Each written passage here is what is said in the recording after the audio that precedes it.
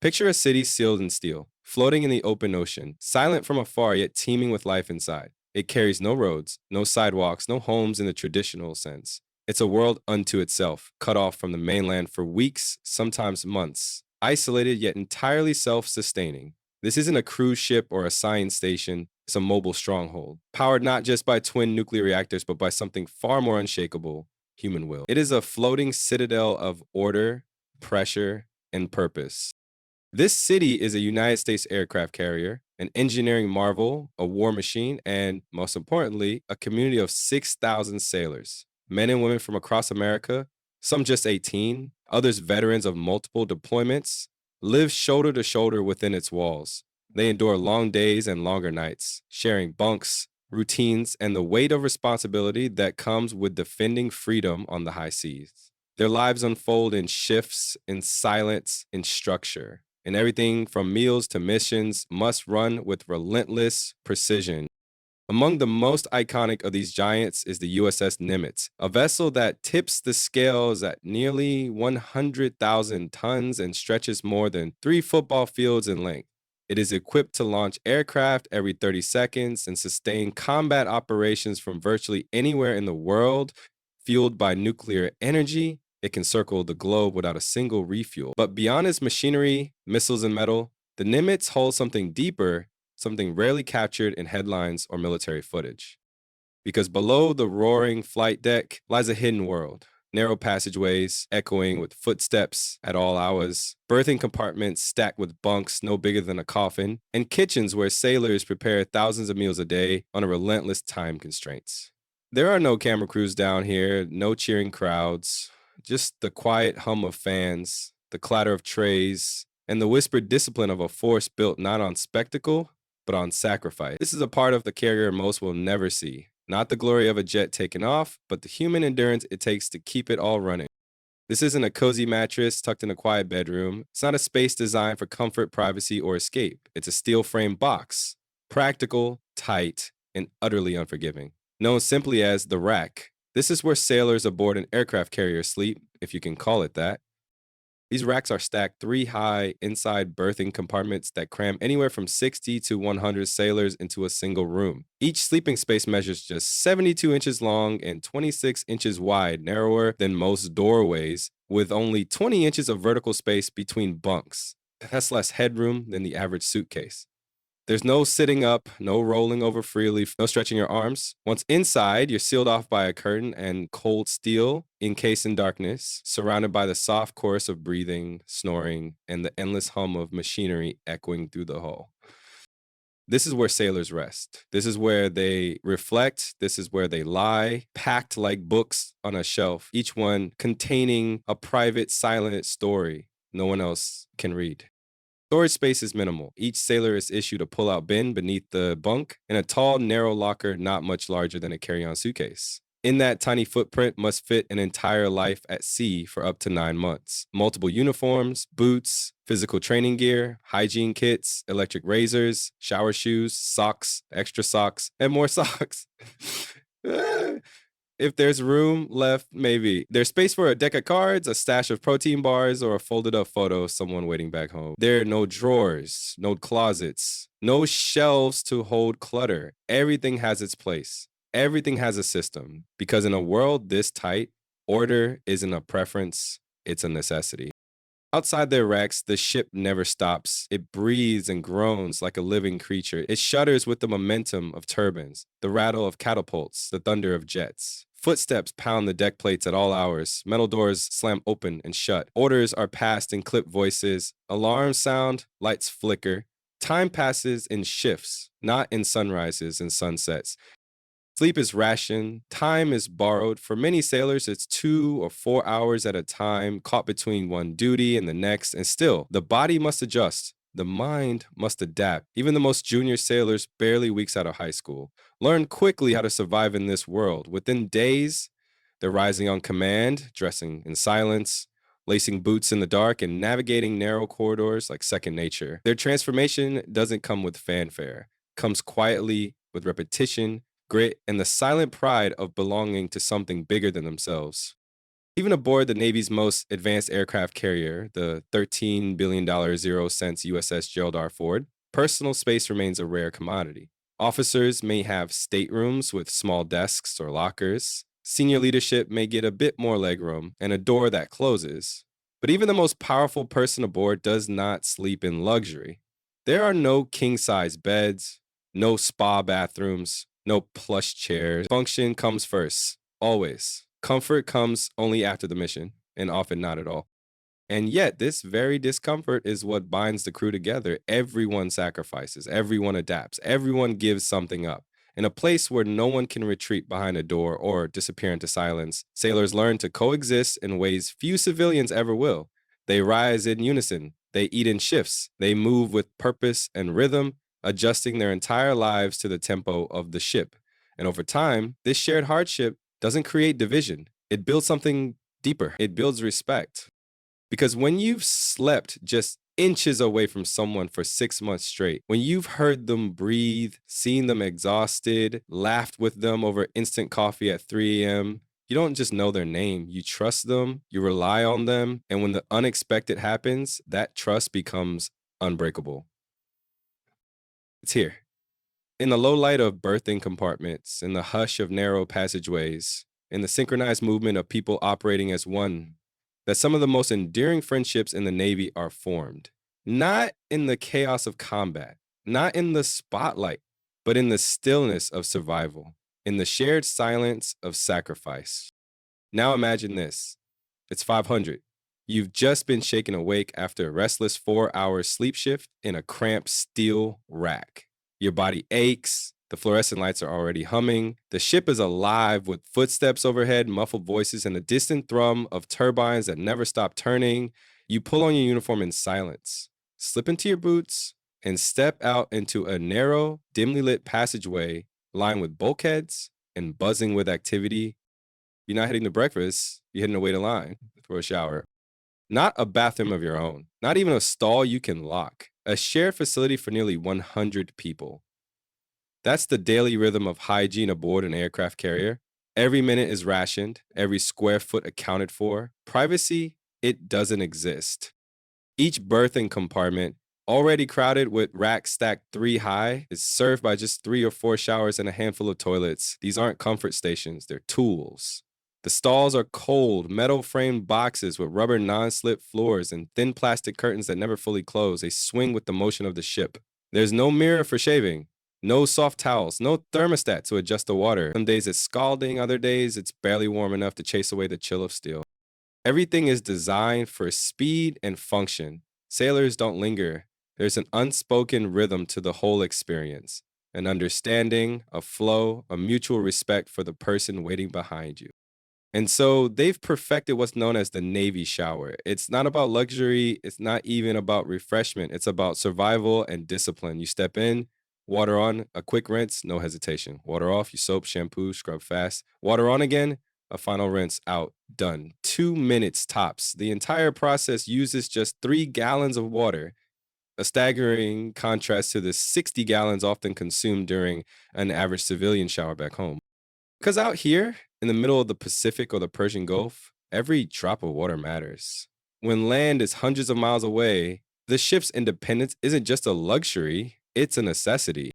Fortunately, these carriers are equipped with advanced desalination systems, nuclear-powered technology that transforms seawater into fresh, potable water. Every day, tens of thousands of gallons are processed, ensuring the crew can drink, wash, clean, and maintain hygiene, even when they haven't seen land in weeks. It's one of the many unsung marvels of engineering aboard the carrier. Quiet, invisible, but vital. Still, even technology has its limits. On the USS George H.W. Bush, a vacuum-based waste system intended to improve efficiency repeatedly failed. Toilets backed up. Entire banks of restrooms were rendered inoperable. And when 6,000 people are living together in such close quarters, that's more than a minor inconvenience. It's a threat to morale, health, and operational readiness. So the sailors adapted because that's what they do. They rerouted to distant heads, washed using industrial sinks, and in the most extreme moments, resorted to bottles or buckets when no other options were available. There was no complaining, no chaos, Just calm, creative improvisation under pressure, carried out with the same focus and quiet resolve that defines military life. The Navy took the lesson seriously. On the next generation USS Gerald R. Ford, engineers and designers didn't just fix, they reimagined. The Ford class carriers introduced a bold shift: gender Nemo restrooms, replacing urinals with enclosed toilet stalls. For some, it was controversial, but for the Navy, it was pragmatic. With women now making up nearly 1 in 5 active duty sailors, the layout had to reflect reality. The change allowed for flexible reassignment, greater privacy, and more efficient space planning. It wasn't just modern, it was essential. Of course, maintaining these systems is no simple task. The vacuum based toilet lines must be regularly flushed with acid to prevent clogging and corrosion. Each treatment costs an estimated $400,000. 0 cents, a figure that might seem absurd until you realize the alternative is mission stopping system failure. Sanitation at sea isn't a footnote, it's mission critical. Because when you're living in a floating city with thousands of others, eating, sleeping, sweating, and working in shared spaces, cleanliness is about more than hygiene. It's about health, it's about order, it's about morale. A failure in the restroom isn't just uncomfortable, it threatens the psychological resilience of the crew. And yet, even under these strains, sailors maintain remarkably high standards. Uniforms are pressed, boots are shined, hair is regulation. Showers are short but regular. Sink counters are wiped clean, spaces are kept neat. Not because someone is watching, but because it's a matter of pride. Cleanliness becomes discipline. Discipline becomes culture, and culture becomes survival.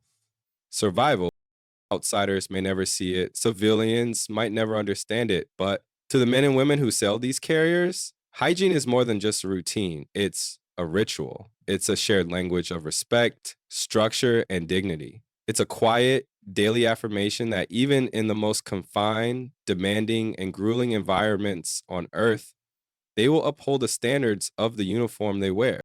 Aircraft carriers don't sleep, they breathe, they pulse, and they never stop moving. Whether in the middle of the Atlantic or drifting somewhere off the Pacific Rim, these steel giants operate around the clock.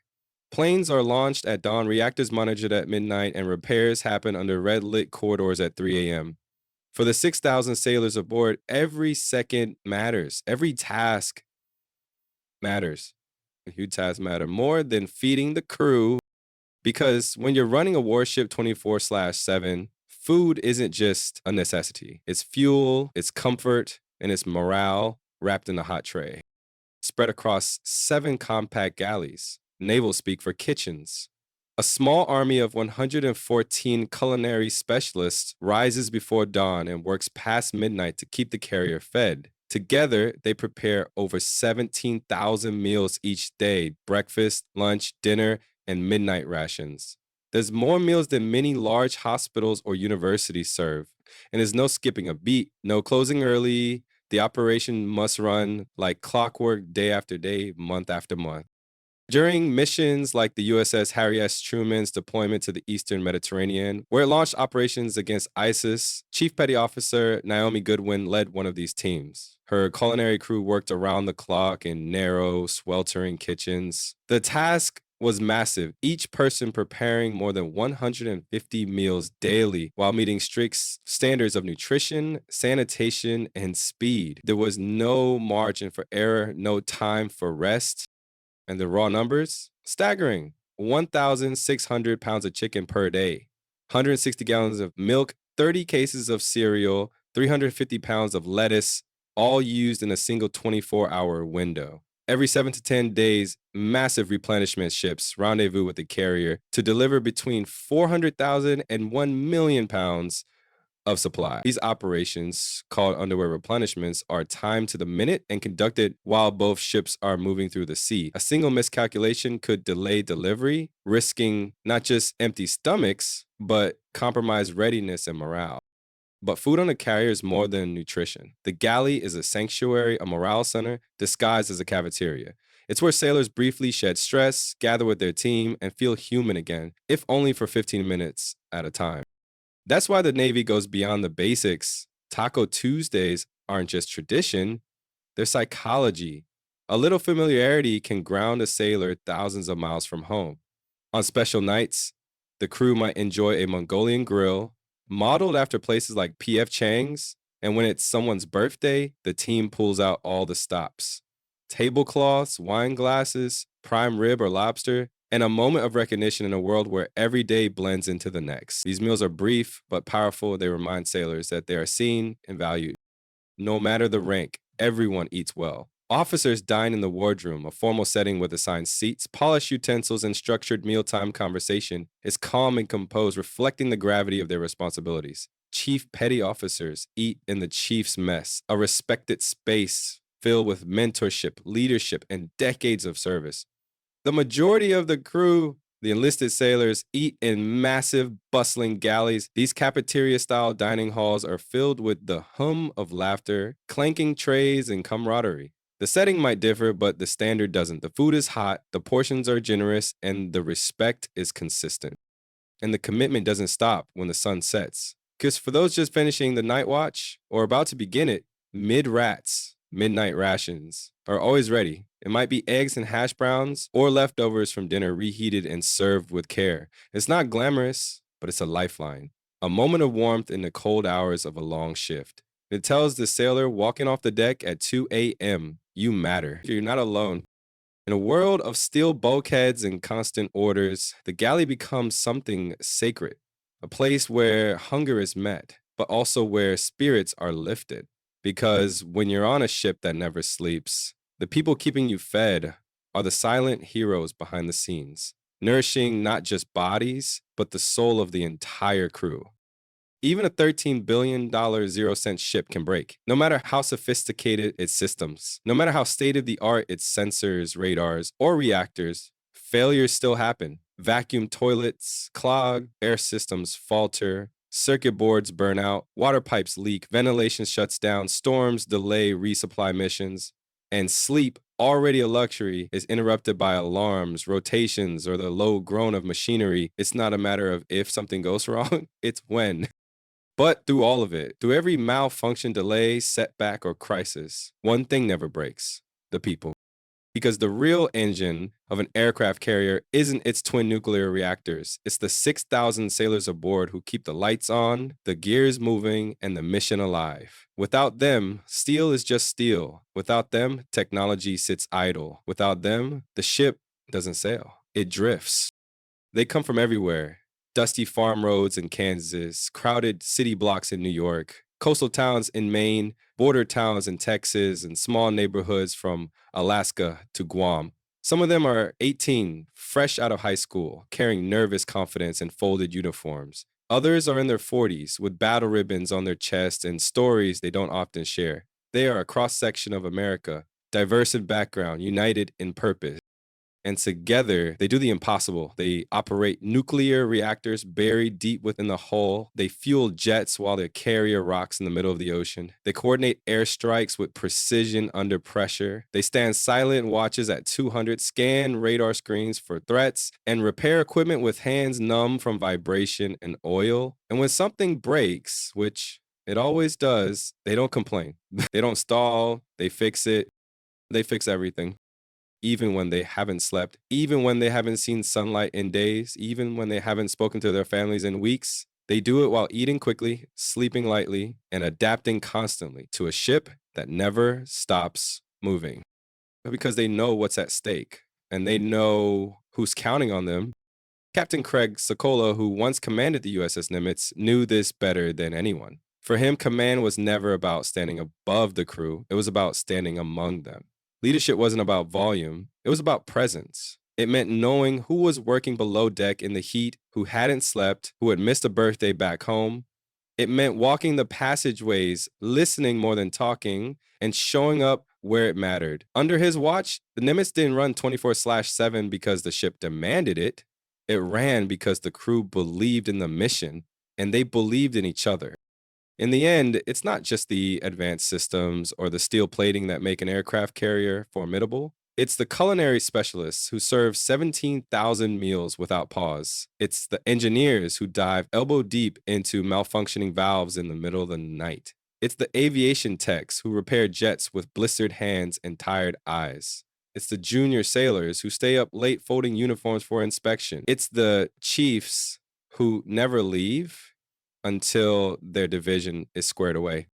Every rack made, every watch relieved, every tool returned to its place, every catapult calibrated. It's a rhythm, a ritual, a discipline, an unspoken symphony of effort where every person is both a performer and a conductor. It's not glamorous, it's not easy, and almost none of it is ever seen by the outside world, but it's essential, it's sacred. They may never make headlines, they may never be recognized beyond the still walls of their ship, but they are the ones who turn a floating slab of metal into something alive. They are the heartbeat of the carrier, the steady hands that keep America's shield above water, the quiet force that never falters. So the next time you see an aircraft carrier on the news, jets launching into the blue, arresting wires catching steel, radar dishes sweeping the sky, don't stop at the surface. Look beyond the power. Look past the fire and flight. Look deeper. Look down beneath the armored deck where the jets roar and the cameras turn, and you'll find a city of Americans living in steel. Not just working, but enduring, adapting, sacrificing. They sleep in racks smaller than most bathtubs, stacked 3 high, with only 20 inches of clearance and a curtain for privacy.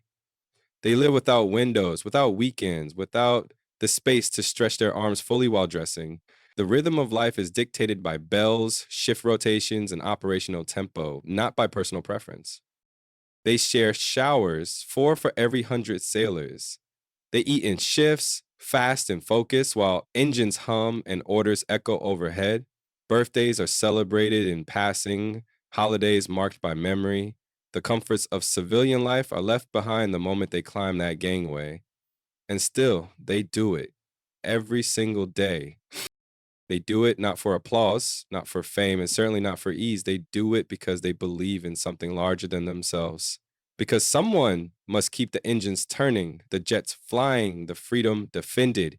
They do it for their shipmates, for their mission, for the flag that flies above them, and the families who wait for them back home. These carriers may be worth billions of dollars, filled with the most advanced systems on Earth, but their true power comes from the people walking the passageways below deck. The machinist mate who hasn't seen daylight in a week. The culinary specialist who starts cooking at 400 to feed the crew before flight ops. The reactor technician monitoring levels with unflinching focus. The young sailor from Ohio or Texas or Guam who joined just months ago and now moves with practiced precision through steel corridors that never sleep. They are not often seen. They don't make headlines, but without them, nothing moves. No aircraft launches, no radar tracks, no mission completes. They are the heartbeat of the ship. The spirit behind the steel, the reason 100,000 tons of metal stays alive in the middle of a vast and restless sea. So when you see the headlines, the launches, the might of the US Navy on display, remember this. America's greatest strength is not in its machines. It's in its people. It's in the 6,000 quiet professionals who rise before the sun, sleep in metal bunks, and give everything they have, not because they're asked to, but because they choose to. They are the quiet hands beneath the flight deck, the unseen force holding the line, the reason freedom still sails with confidence under the stars and stripes. And they are what truly makes the United States Navy not just strong, but extraordinary.